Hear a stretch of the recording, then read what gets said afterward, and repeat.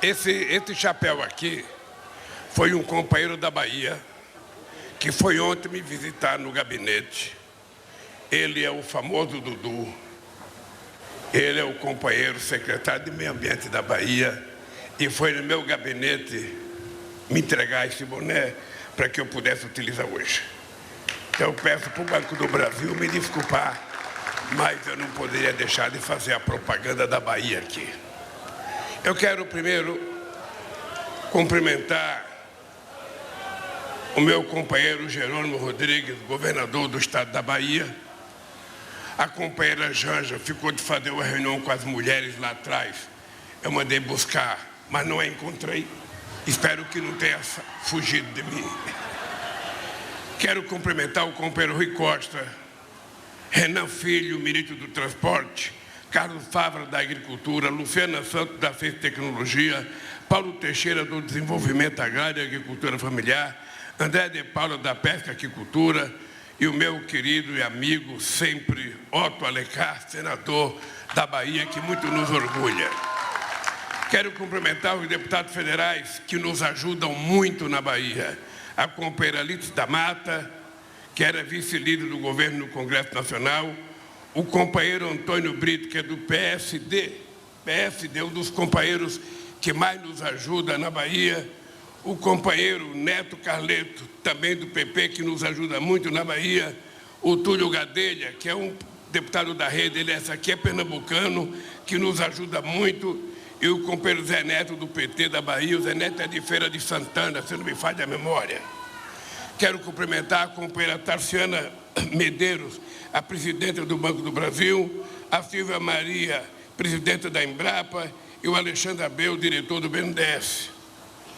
Companheiros e companheiras, eu queria antes contar uma pequena história para vocês da Bahia.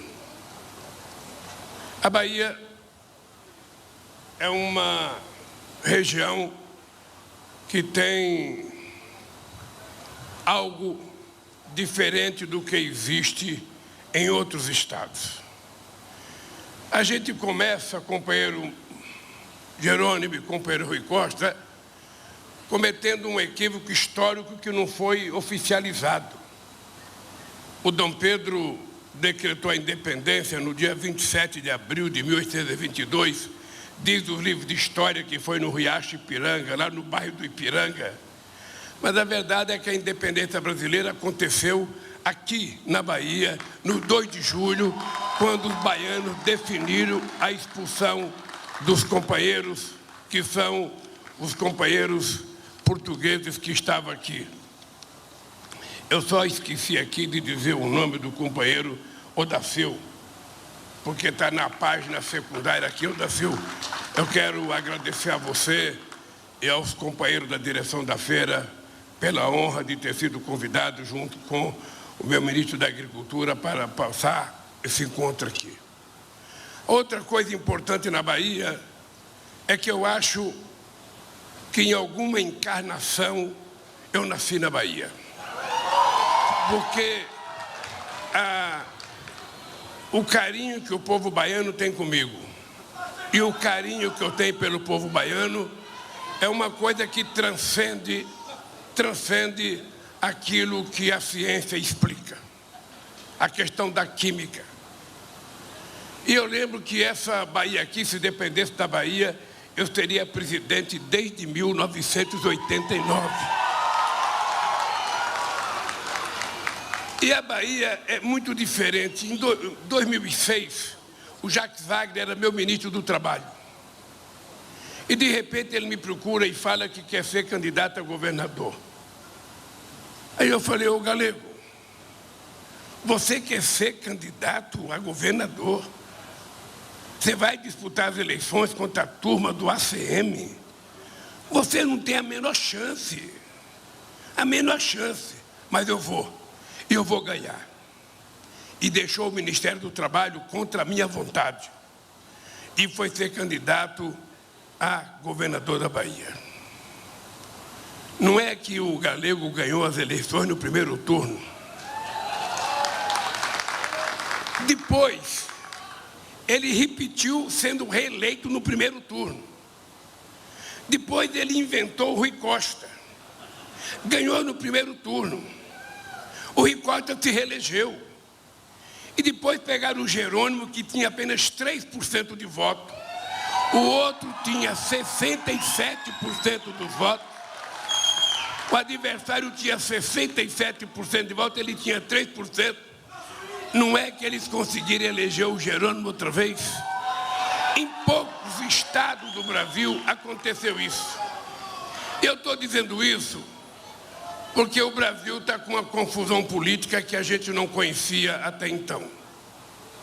Ou seja, normalmente você disputava uma eleição, aqui muitos de vocês já disputaram a eleição, o prefeito já disputou a eleição, tinha um resultado eleitoral, você ia para casa chorar a sua derrota, como diria o Brizola, você ia lamber as suas feridas e esperar outra eleição.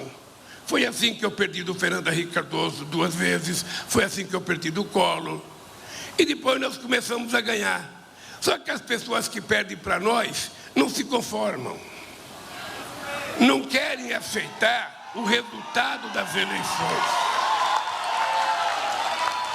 E a gente não estava acostumado ao ódio.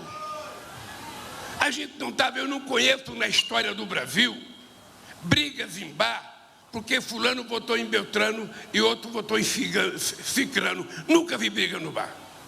Nunca ninguém me disse, olha, um cara de tal partido político foi jantar num bar e encontrou um cara de outro partido político, se agarraram no tapa. Ou o pai deixou de conversar com o filho, porque o filho votava em tal partido, ele votava em tal partido. Isso não acontecia no Brasil. Nunca aconteceu na Bahia. E agora nós temos um ódio disseminado, baseado numa quantidade de mentira que eu não conhecia, uma máquina de contar mentira como a que está implantada nesse país, em que tudo é feito com deboche, sem nenhum respeito à verdade. E eu, então, que não precisava mais voltar a ser candidato a presidente da República, porque já tinha sido 2 vezes, e já tinha sido considerado o melhor presidente desse país, eu poderia ficar na minha casa tranquilo, casadinho de novo, eu poderia estar bem tranquilo. Eu resolvi me candidatar às eleições, eu resolvi, meus companheiros do agronegócio, responsável por essa feira, companheiros da agricultura familiar, companheiros convidados para vir aqui. Eu resolvi disputar as eleições, primeiro, porque quando eu deixei a presidência, o Brasil era a 6ª economia do mundo. Hoje o Brasil é a 13ª economia do mundo. Quando eu deixei a presidência, eu tinha noção do que tinha acontecido nesse país. E eu tenho noção do retrocesso que esse país sofreu nos últimos anos. Quem é do agronegócio sabe quanto foi o plano safra o ano passado. Talvez o pior plano safra de toda a história do agronegócio. Quem é da agricultura sabe o que aconteceu. No tempo em que o PT governava esse país, vocês compravam uma dessas máquinas que parece uma coisa do outro mundo, sabe? Pagando 2% de juros ao ano. Hoje vocês estão pagando 18%, 19% ao ano. Está praticamente impossível as pessoas comprarem. E nós entendemos que é obrigação do Estado criar as condições de ajudar. Porque dizer eu não preciso do governo é mentira. Todo mundo precisa do governo. Pequeno precisa, grande precisa e médio precisa. Todo mundo precisa do governo. Se não é o Estado colocar dinheiro, muitas vezes o agronegócio não estaria do tamanho que está. Para financiar as máquinas, para financiar a safra, para garantir as exportações. Essa semana mesmo, o Fávaro me liga. Nós estamos com 70 mil toneladas de carne parada dentro de contêiner nos portos da China, porque foi mandada equivocada. Foi mandada para lá fora de data. O coitado do Fávaro conversou com o ministro da Agricultura da China. Ele falou, não dá para fazer nada, porque nós fizemos um acordo e de tal data para trás não pode mais exportar. Mas alguém exportou. Errado ou não, nós temos o mar e o Oceano Atlântico cheio de contêiner brasileiro com carne. Eu precisei pegar o telefone, ligar para o presidente Xi Jinping. Eu não quero saber se o cara que tem o Contani votou no Lula ou não votou no Lula, se ele anulou o voto. Eu quero saber que ele é brasileiro e que ele está exportando um produto brasileiro e que ele tem direito de ganhar o dinheiro pelo produto que ele produziu. Peguei o telefone, liguei para o Xi Jinping. Ontem o Alckmin falou com o vice-presidente e, se Deus quiser, Fávaro, essas pessoas vão poder receber o dinheiro que merecem. Não precisa nem me falar obrigado. É só continuar produzindo para poder baratear o preço da carne, porque o povo está querendo comer picanha. O povo está querendo comer a picanha. Agora eu vou apresentar a Janja para vocês. É por causa da luz, amor. Eu tenho que ficar de óculos no sol. Ela tem que ficar de óculos escuros por causa da luz. Bem, uma outra coisa importante, companheiro do agronegócio e companheiro Fávaro, é que de vez em quando se inventa uma discussão que não tem pé nem cabeça, de que as pessoas que defendem a industrialização do país dizem assim: nós não queremos ser exportador de commodities, nós queremos exportar produtos manufaturados, porque a indústria paga um salário melhor. Só commodities não interessa. Ora, mas não tem nada de rivalidade entre exportar produto manufaturado e exportar commodities. As pessoas que pensam assim deveriam imaginar quanto de tecnologia existe num grão de soja hoje, quanto de genética existe na criação de um frango, de um porco, de um boi, que antigamente você levava 48 meses para matar, hoje você mata com 15 meses. Um frango que você levava 90 dias, hoje você mata com 35 dias. E é bobagem dizer que a soja não é alimento, porque a galinha que a gente come é soja, o porco que a gente come tem soja, o porco que a gente come tem milho, a galinha que a gente come tem milho, o peru que a gente come no Natal tem milho e tem soja. Então é uma bobagem ficar discutindo o que não precisa ser discutido. É como se um palmeirense tentasse convencer um corintiano que o Palmeiras é melhor. Não é.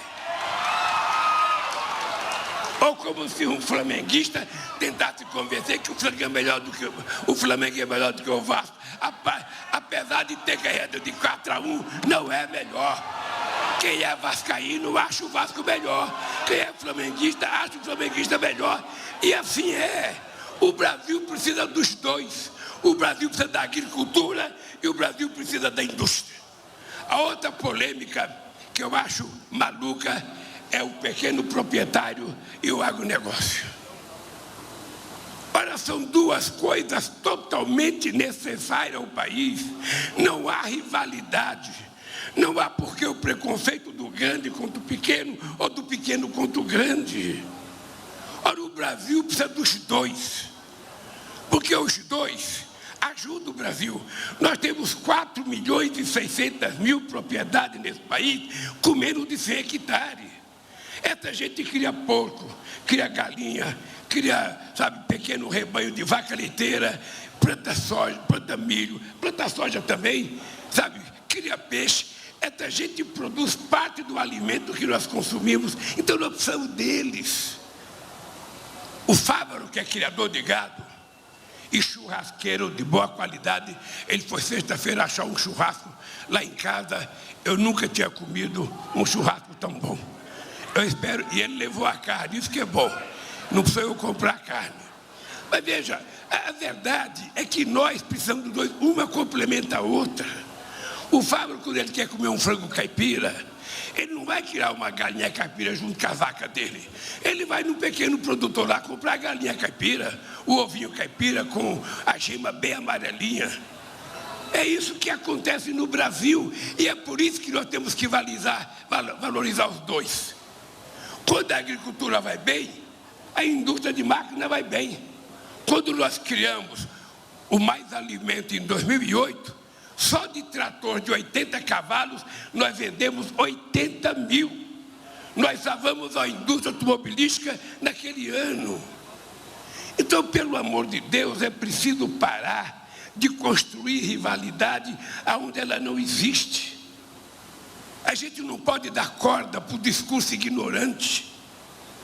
Ora, por que eu poderia ser contra um produtor rural que quer terra para trabalhar?